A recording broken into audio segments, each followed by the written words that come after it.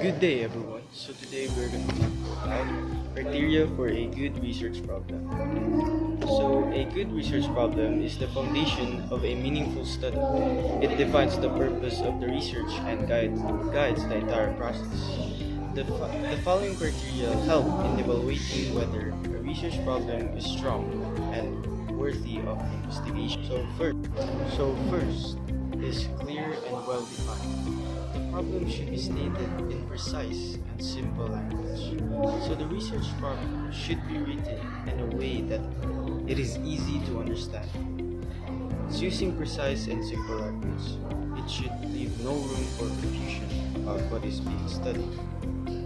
So why does it matter? If the problem is unclear, it will be difficult to design research questions, choose a method, or interpret results. A clear problem provides a strong foundation for the entire study. Second is researchable. The problem must be solvable through empirical methods, logical analysis, or theoretical inquiry. It should allow the formulation of research questions, hypotheses, and objectives. So, the problem must be one that can actually be studied using scientific methods such as observation, surveys, experiments, or data analysis. So, why does it matter? Some problems may sound interesting or too vague or philosophical. So, why does it matter? Some problems may sound interesting or too vague or to study scientifically. A research problem allows you to collect evidence and draw conclusions. So third is significant and relevant. The problem should address an important issue in the field. It must have potential to contribute new knowledge, solutions, or understanding. Relevance to current society, academic, or industry needs strengthens its value. So the problem should address a topic that is important to society, a field of study, or a specific community. It should have a real-world value. So, again, why does it matter? If a research doesn't solve a relevant problem or contribute new knowledge, it may not have much impact. Relevance increases the usefulness and acceptance of your study. So fourth is feasible. The scope of the problem should be realistic, given the available time, skills, funding, and resources. The researcher must be able to access the necessary data, literature, or population. So the problem should be practical to study, given your available time, skills, funding, equipment, and access to data or people. So again, why does it matter? A problem may be interesting but impossible to study due to lack of resources. Feasibility ensures that you can realistically complete the research. So fifth is ethically acceptable. Investigating the problem must comply with ethical standards and guidelines.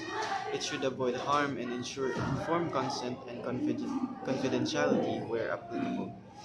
So, research involving people, animals, or sensitive data must follow ethical rules such as informed consent, privacy, and avoiding harm. So, why does it matter? Unethical research can harm participants, damage your reputation, and lead to rejection by academic or professional community.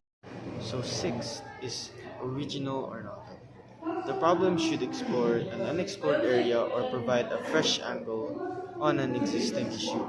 It should not merely replicate previous research unless justified by a gap or flaw in earlier studies. So your problem should explore something new, either a completely new topic or a perspective on an existing issue. So why does it matter? Research that simply repeats what others have done may not be useful unless there's a good reason, like correcting an error. Originality adds value to the field. So the last one is specific, not too broad or not too narrow.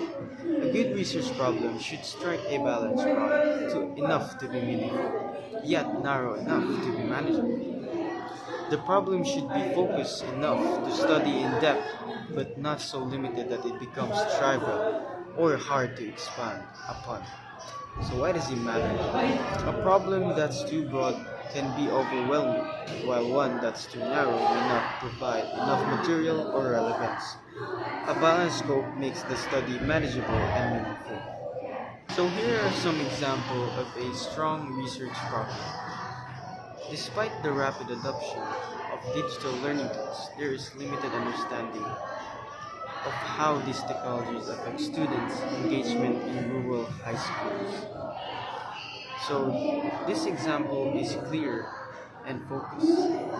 Focus on digital learning and student engagement. It is also researchable. This study can be studied via surveys or classroom observations. It is also relevant because education is a major concern. It is also feasible. Schools can be accessed for studies.